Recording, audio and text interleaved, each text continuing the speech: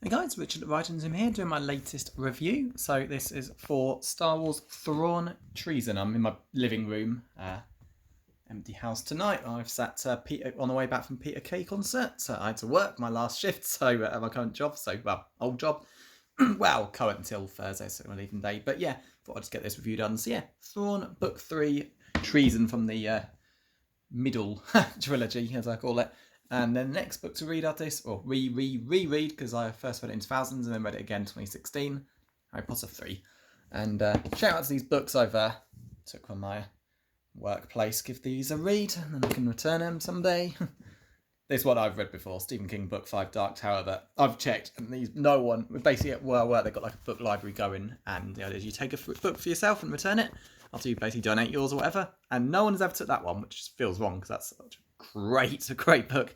So I thought I'd give it, and this Dragonlance, well, it's not the first one, but I'll give it a skim, see if I like the look of it, and maybe pick up one, but yeah, onto it then. So, Thrawn 3, Treason.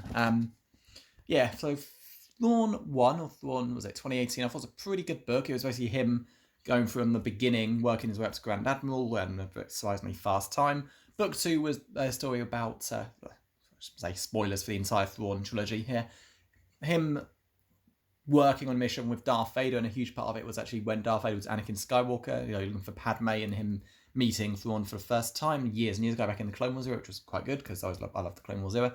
And I felt it was a good story, although the Anakin Padme stuff was better, but it didn't really carry anything forward whatsoever than that, more of Palpatine forcing Vader to see the things he saw as Anakin Skywalker to sort of further separate him. It seemed like that was the point. And Thrawn 3 does carry the story on a bit more this time, but not a huge amount, to be honest. So yeah, this is pretty much fits around the final series of Star Wars Rebels. A show that's basically in Series 5 in the Ahsoka show soon. A few weeks' time from the point I upload this vid.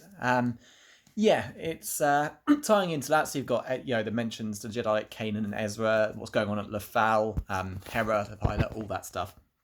And this is basically what Thrawn's up to in the meantime. More stuff on Stardust, which is the Death Star, and how Thrawn knows it, and a few others do. And the other people know what it really is, just think it's called Project Stardust, and it's just something that needs the funding. Basically, Thrawn gets roped into a conflict between, himself, his side, and Director Krennic, who's like overseeing Stardust. Basically, funding has to go to either Thrawn's TIE Defender program, which are like far better like TIE fighters, or the Stardust, of course, the battle station that we use to blow entire planets. Some of the Empire are convinced it's like a better use of their time and money and resources. So you got Thrawn's and effectively thousands of ships is far better than one single battle station. Of course, others disagree, and you end up with Thrawn involved. Basically, he's forced to clear up a problem for Krennic, who's basically got these like bat-like creatures effectively sabotaging the supplies, stealing them and vanishing into hyperspace. Thrawn is basically told to solve the problem, get rid of all of those creatures within a week, and otherwise all the money that's been split between the two will just go to one side. Yeah, Thrawn doesn't stop it in a week.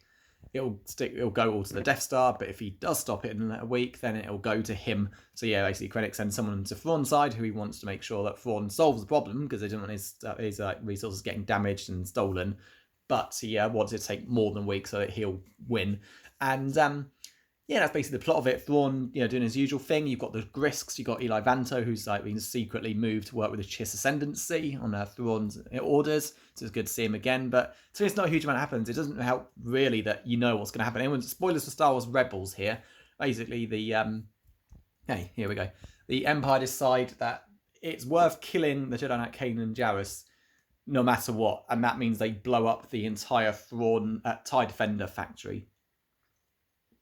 So yeah, all of the money and resources that went into the TIE Defenders are ruined. The Empire consider it worth killing one Jedi to destroy all of that. Thrawn, of course, doesn't, but this is before that point, so you kind of know that all the money's going to Stardust. We all know what it becomes and that it's successful eventually. So it feels like a bit of a pointless story to us. I mean, even the idea of the book is a bit misleading. It's called Treason, and there's a lot of use of the word treason. Basically, Thrawn is a question comes down to, will Thrawn be loyal to the Empire or to his people? Because he, like with Vader, he keeps on telling Palpatine and others that the Grisk, awful Yuuzhan Vong ripoff. I won't admit anyone's read the EU will know what they are, except these seem to be able to use the Force or mind control people. And They're an invading alien race from the unknown regions who have been bothering the Chiss for years and are a potential threat to the Empire. It's a blatant Yuuzhan Vong copy, and it's annoying, to be honest. There's no reason. If Thrawn can come from the expanded universe, the Yuuzhan Vong can as well. Making a species called the Grisk is annoying because, yeah, they're going to show up in the films or TV shows one day, and you just know that this is the Yuuzhan Vong's replacement, which is not cool. Yeah, so basically it all comes down to will Thrawn, which side is Thrawn loyal to. In the end, it doesn't matter. He keeps on telling people that, you know, the Grisk are a threat to everything. That's why I've got to like focus on stopping them. He keeps saying Palpatine it, but you can see that Palpatine is like doesn't trust this at all. But then, of course, you know what happens. You got Rebels Series 4 where Thrawn just vanishes at the end, and then the Rebellion like beats the Empire. So then Thrawn comes back for the new stuff, you know, in the TV show, and then the EU. So in the end, yeah, they stop the creatures that are like stealing and sabotaging all their equipment. It happens over a week away, but Thrawn doesn't truly stop it anyway. No, not over a week. I mean, he kind of works out why they're stealing it. One of the Empire other Grand Admirals is basically setting the whole thing up, steal supplies, who then gets arrested. And so basically he gets stopped, but Thrawn doesn't truly stop the creatures from the damage they're doing. So Thrawn loses, the money goes to Stardust, and you can see Tarkin is like planning to take over at some point, which of course he does by Rogue One. So yeah, it feels like this story doesn't really go anywhere. Thrawn works out why these bat creatures are doing. They're like Minox, the things from Empire Strikes Back. Similar to those, yeah, you sort of works out why it's going on, how to stop it, and in the end, it doesn't matter. Thrawn loses, and Palpatine is still going to keep an eye on him. But sees the advantage of taking control of the Empire, taking control of the galaxy, and the Chiss ascendancy in the unknown region. So, yeah, it's an alright read, better than the second one. You know, with the Vader stuff, that truly went nowhere. It didn't progress the plot whatsoever. Hell, if anything, Rebels is progressing a lot more than these two Thrawn books. Thrawn book 1 is Thrawn 2018. It's still the best one because you're seeing him and Eli Vanto. He better show up actually in the Ahsoka show, because I quite like that guy, and he seems to have just vanished. Brought Pelion in to the Mandoverse. They can bring him in as well, but we'll see. But yeah, overall, it's a decent story. It's good reading for Timothy Zahn. He still gets Thrawn, even though Thrawn seems to constantly win over and over again, and it gets a bit annoying. At least Thrawn eventually loses book 3 of the Heir to the Empire trilogy, but in a realistic way, of course. There's even a reference to that. Thrawn basically gets told that, yeah, all your overthinking and planning ahead will backfire one day. That's basically what happens to him in the end. But yeah, again, he just feels like he just constantly wins, pulls victory out of anything. Yeah, he's very clever. He reads people. But it just feels like it works out too well for him every single time, and it's getting pretty annoying, to be honest. But yeah, it was a decent read. I'm glad I've read it. It's no Heir to the Empire trilogy, and probably better overall than Choices of One and Allegiance, but definitely not as good as the Hand of Thrawn duology, and of course Heir to the Empire. But yeah, it's a good read. I'm glad I read it. I've got the Chiss Ascendancy prequel series to read next, but not right away, because after the Harry Potter book is done, I would have read James Patterson 3 next. Plan was originally to be reading this when I go to London. My aunt, uncle, cousins got me this and the other two for Christmas nearly 2 years ago, and I kind of wanted to be reading that on my way to London, so I could say, and the book she got me for Christmas, here's the last one, I'm nearly done. Well, it was very busy last couple of days at work, but very quiet on a couple of them, meaning I could get it read. I even postponed. Originally, it was meant to go Thrawn, James Patterson, Harry Potter. I actually postponed the James Patterson book so that, read that one first. But it went James Patterson, Thrawn, and in the end, it didn't matter. That one's done, and I'll be on this next. But it'll be a good story to tell my aunts. And then, yeah, I've got the one for my wife got me for last Christmas, the Thrawn, Chiss Ascendancy trilogy. That'll be a while though, because the current plan with Star Wars books. Obviously, I'm reading like Harry Potter, James Patterson, and also certain Warhammer books alongside them as well. I can never go Star Wars. It's got to be like split up a bit between 3 or 4 sets.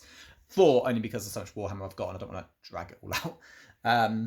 But yeah, so it's basically once that Thrawn book's done, now that Thrawn book is done, it is the book Tatooine Ghost, a hardback book I got back in February.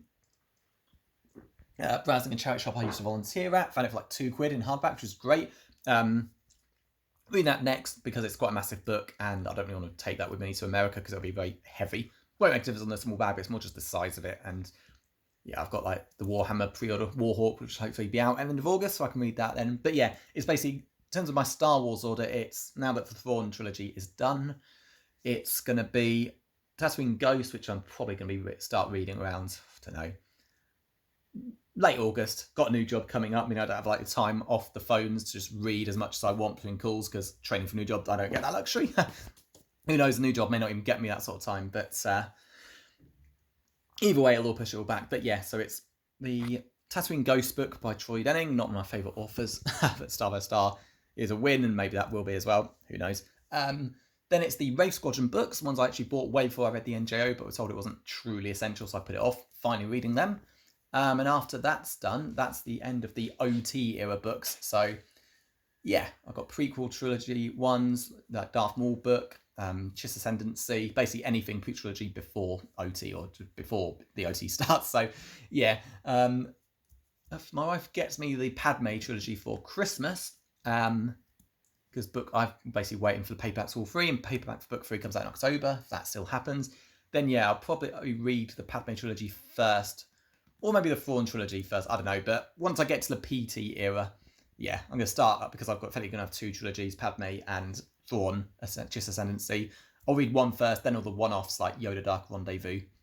But I'm not sure which one in a minute. The plan is currently the Padme one, but it may be the last. We'll see how much. I don't want to jump between like Thrawn books too quickly, even with just 5 between. But yeah, we'll see. It's enough of my ramblings. So yeah, that's it. Not a bad book. Timothy Zahn, he's still got it, and it's good that he's doing so much work, focus on the Rebel stuff, because it is part of that storyline now, and it's nice. I don't know if he watched it or just had someone tell him what happens, or Wookieed it, Wikipedia. But yeah, good on him for fitting it all in. And yeah, I wonder I'd like to see Timothy Zahn write out some other characters, to be honest. Whether it's new canon, I'm pretty sure authors can't go back to the old canon, expanded universe. They're now bound by the new timeline, even though guaranteed money maker if we're going to see, I don't know, Sword of the Jedi book get written, for example, or the Zek one that would have come after Legacy of Force, who knows. But yeah, I'd like to see him write some other characters. We're not really getting that. All his books mostly seem to be about Thrawn. Obviously, there's some exceptions, so Mara Jade and a Stormtrooper group. But at the minute, anyway, the last sets he's read of that. There's that Scoundrels book about Han, which, I don't know. Tim Zahn's not the god of Star Wars to me. He can occasionally make mistakes. That Thrawn series is not a mistake, but nowhere near the quality of like the very best he's done. And yeah, I don't know if Scoundrels is really worth reading or not. We'll see. It's one of the last ones of the old expanded universe, I believe. But well. But yeah, so that's it then. So yeah, hope you enjoyed the vid. And yeah, next YouTube review I'll upload. Actually, no, next one I'll be uploading will be my Tortured Series 3 ones, because I've been meaning to do those for so long. Got my week off work for my new job next week, so I might try and clear my phone out by then. But yeah, so that'll be next. And then this one will go up for its, because I did all the film reviews. In fact, that reminds me, actually, I only did the first 4 films. I should probably do the other ones. But yeah, hope you enjoy this, and I'll see you next time.